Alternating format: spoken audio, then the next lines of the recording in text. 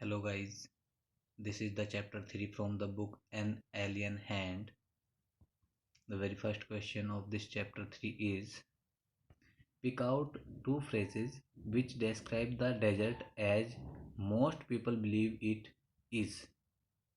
आपको दो phrases को पिक करना है जो डेजर्ट को डिस्क्राइब करती हैं, व्याख्या करती हैं उसकी।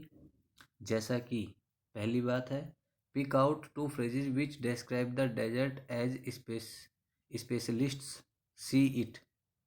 ठीक है, एक तो जैसा ज़्यादातर लोग विश्वास करते हैं वो फ्रेज उठानी है दो, और दो फ्रेज वो उठानी है जैसा कि स्पेशलिस्ट उसको देखते हैं। ठीक है, तो चलिए जी, which do you think is an apt description and why. आप इनमें से किसे संगत मतलब सही व्याख्या समझते हैं, मानते हैं, डिस्क्रिप्शन मानते हैं, और क्यों। तो चलिए जी, पहली दो फ्रेजेज हैं जो ज़्यादातर लोग बिलीव करते हैं कि इस तरह का होता है आपका डेजर्ट। वह है dry, hot, waterless and without shelter, है ना। सूखा, गर्म, बिना पानी के और बिना घर के। ठीक है, दूसरा है a flat unchanging water land of dry sand, है ना। मतलब फ्लैट मतलब ऐसे समतल, अनचेंजिंग कभी नहीं बदलने वाला, वाट वाटरलैंड ओ सॉरी वेस्टलैंड मतलब बेकार की भूमि, ऑफ ड्राई सैंड। ठीक है, मतलब सूखे रेत की, मतलब सूखा रेत है वहाँ, कुछ भी नहीं है मतलब ऐसा करने लायक। ठीक है, दूसरा है two phrases which describe the desert as specialists see it. जैसा कि स्पेशलिस्ट इसको देखते हैं, तो पहला है अ ब्यूटीफुल प्लेस, एक खूबसूरत जगह, home of a variety of people, बहुत सारे लोगों का घर, एनिमल्स पशुओं का, एंड प्लांट्स पौधों का, बहुत सारे पशु पौधे यहाँ पे होते हैं। ठीक है, चलिए जी, अब ये हम इसे कौन सा डिस्क्रिप्शन को अच्छा मानते हैं, संगत मानते हैं, और क्यों।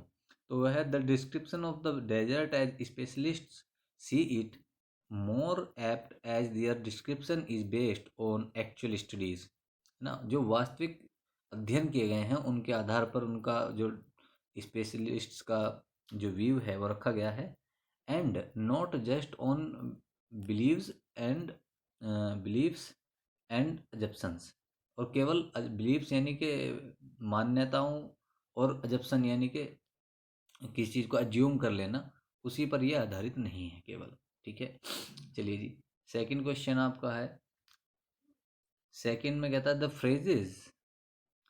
Phrases on the left in the following box occur in the text, match each of them with the phrase on the right. देखिए, यहाँ पे एक आपको कुछ वर्ड मिला है ना, एक आपको फ्रेज मिली, इधर एक फ्रेज है, आपको उन्हें ऐड करना है कि कौन सा किससे सही मैच करता है। फर्स्ट है an endless stretch of sand, है ना, जिसे हम कहेंगे मतलब सीधा मैच कर देना। यहाँ पे आपको ये आंसर्स लिखे हुए हैं, ठीक है, मैंने देखिए। तो इसमें क्या था, वो nothing but sand as far as one can see, मतलब कुछ भी नहीं, केवल सैंड यानी कि रेत, जितनी दूर तक कोई देख सकता है। दूसरा उसने कहा है कि वाटरलेस एंड विदाउट शेल्टर, बिना पानी के, बिना घर के, तो नो वाटर नो शेड। ठीक है, तीसरा देखिए जी, वो कहता है एन ओएसिस। ठीक है, जैसा कि स्पेशलिस्ट समझते हैं, एन ओएसिस, ओएसिस वो जगह होती है डेजर्ट्स में जहाँ पर पानी होता है और वहाँ पर पेड़ पौधे उगते हैं। तो fertile place with water and plants in a desert. ठीक है, रेगिस्तान में वह जगह जहाँ पानी हो और पौधे उगते हैं, वो फर्टाइल जगह। Hidden by a cover of grass, तो इसका मतलब है not visible because the grass is thick. ठीक है, घास के घने होने की वजह से अदृश्य हो जाना, ना दिखाई देना। चलिए जी, क्वेश्चन 3 पे आते हैं। क्वेश्चन 3 है a camel can do a camel can do without water for days together, what is the reason given in the text. तो जो आपका ये कैमल होता है ये पानी के बिना काफ़ी दिनों तक रह सकता है। चैप्टर में इसका क्या रीजन, इसका क्या कारण दिया गया है, तो आंसर है the camels can do without water for days. बिना पानी के बहुत दिनों तक रह सकते हैं ऊँट। बिकॉज क्योंकि दे स्वीट वेरी लिटिल, क्योंकि उन्हें पसीना बहुत कम आता है पहली बात।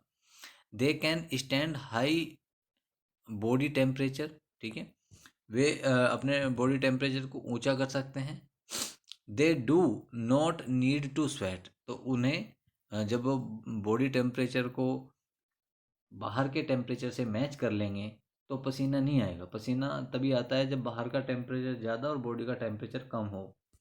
देयरफॉर अतः they can retain the water and they drink for long periods of time, इसलिए वे पानी को रोक सकते हैं लंबे समय तक।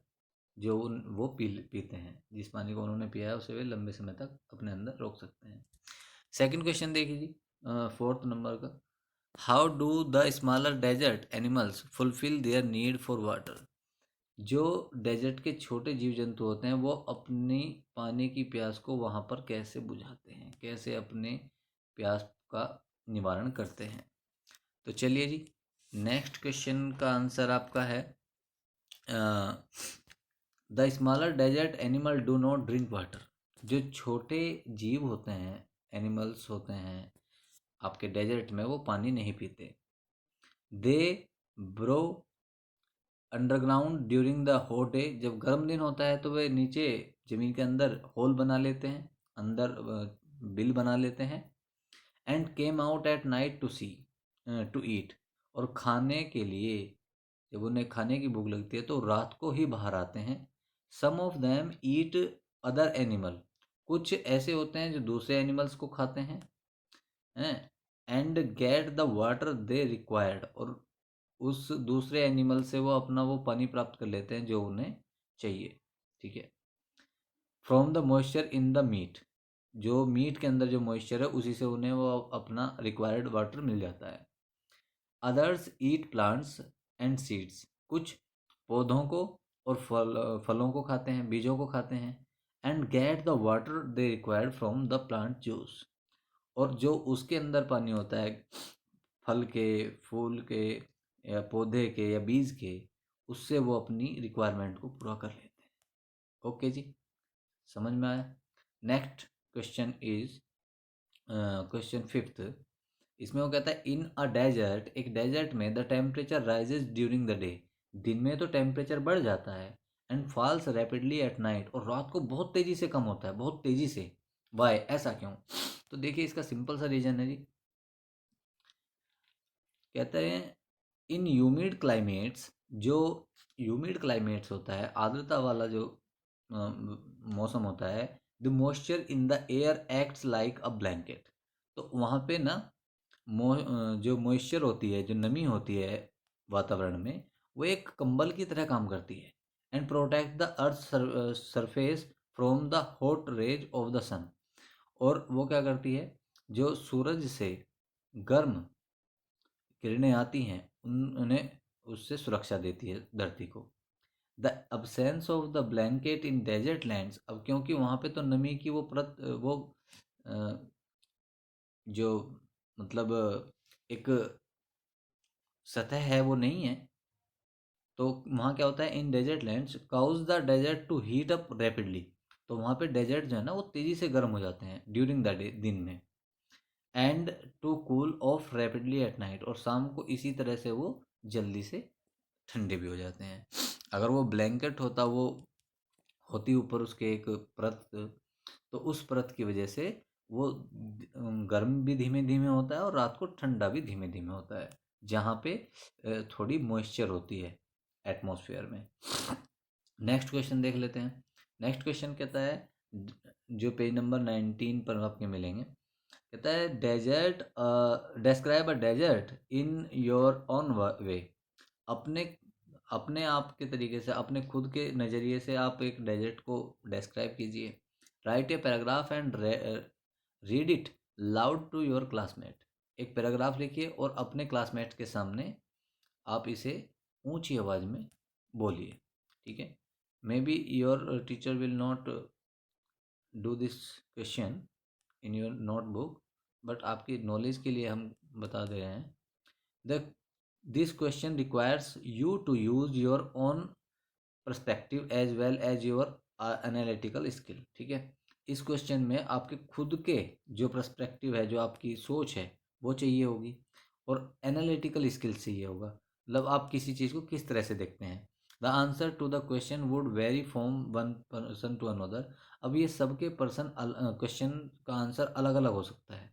ठीक है, कोई किसी तरह से देखता है डेजर्ट को, कोई किसी तरह से देखता है, पूरा क्लास।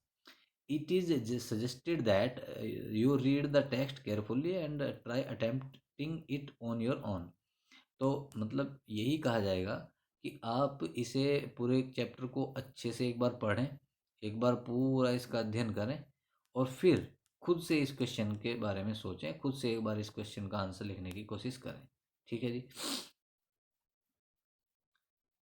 और इसी तरह से ये वाला क्वेश्चन भी है, जो आपका सेकंड है। Go to the library and collect information about the lifestyle of people in desert areas. जो रेगिस्तानी इलाके होते हैं उनमें जो लाइफ स्टाइल होता है लोगों का, खाना, कपड़े, काम करने का तरीका, सामाजिक उनके रीति रिवाज, है ना, ये सब कुछ आपको जानने के लिए लाइब्रेरी में जा कर के किताबें पढ़नी होंगी। ठीक है, और उसके बाद आप इस चीज़ों को कर सकते हैं। Okay students, that is enough for today. Thank you very much.